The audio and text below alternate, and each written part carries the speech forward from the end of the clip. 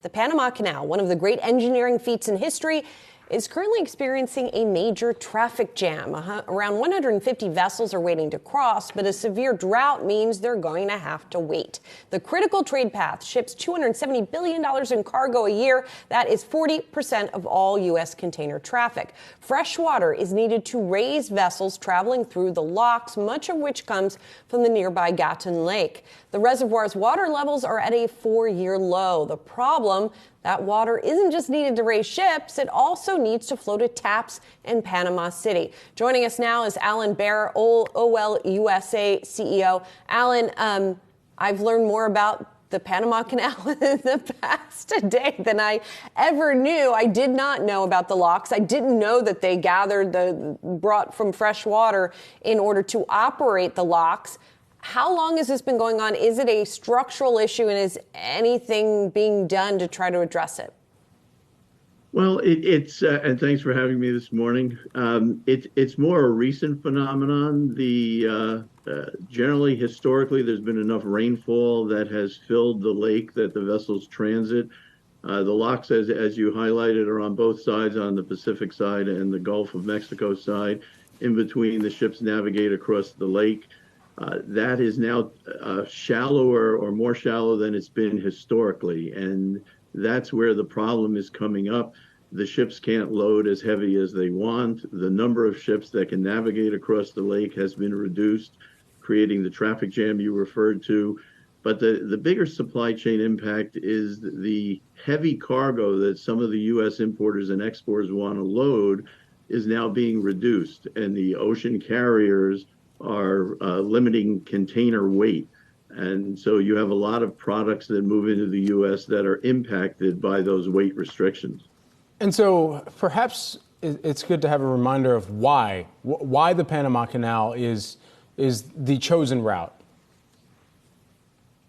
Well, you have ships that are going to transit. So you can reach the U.S. East Coast from multiple sort of two directions, if you will, coming out of Asia. One is the Panama Canal.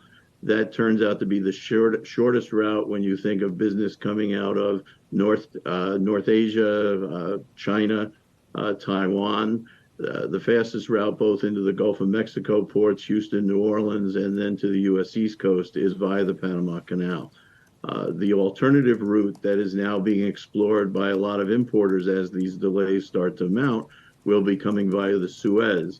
That has generally been a decent alternative if you're coming out of the ASEAN region, if you're importing Vietnam, Thailand, Malaysia, Indonesia, Singapore, India.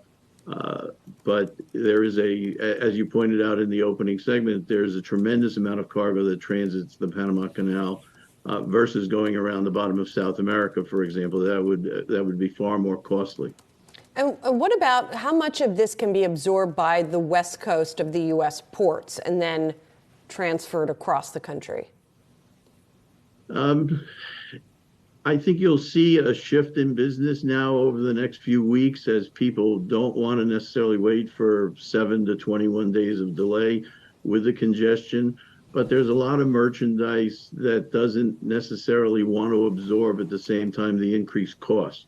So if you're a importer of flooring in the South Atlantic and feeding into the housing market there, to bring that cargo, let's say to LA and rail it across to Atlanta or Charleston, Savannah, it's a tremendous increase for the importer that they haven't necessarily budgeted for at this moment. And that would be then feed into the cost of home improvement or a new home being built. Because your transportation costs could go up by 30, 40, 50% at that point. Which companies are we talking about this impacting the most, where they've got cargo on some of these key vessels? Well, everybody's impacted. So whether you're bringing in light cargo or you're bringing anything that's moving from Asia at the moment to the U.S. East Coast, is impacted by these delays. So you would expect a transit time, let's say Shanghai to New York, of 25 to 30 days. You could now be facing 40 to 50 days. Coupled with that, though, is if I'm importing nails and screws, for example, or I'm importing flooring, I think it's a great example. not only am I impacted by the longer transit, my cargo may not be loaded. The carriers are restricting what cargo they can put on the ship as it departs Asia simply because of the weight restriction going through the Panama Canal or through the lake at the moment. And that means I could be shut out for 2, 3, 4 weeks before the carrier has the right mix of cargo to load my heavy containers along with the light ones that they're loading at the same time. Alan, what effect is all of this having on cost of goods, right? During the pandemic in particular, we all became sort of logistics and shipping nerds to a degree, right? And sort of learned more about all of this than we ever knew or needed to know. Now that has sort of quieted down. We're looking at disinflation in the United States, but is this something that's sort of providing a floor under that we can't see prices fall that much while this kind of pressure is still on?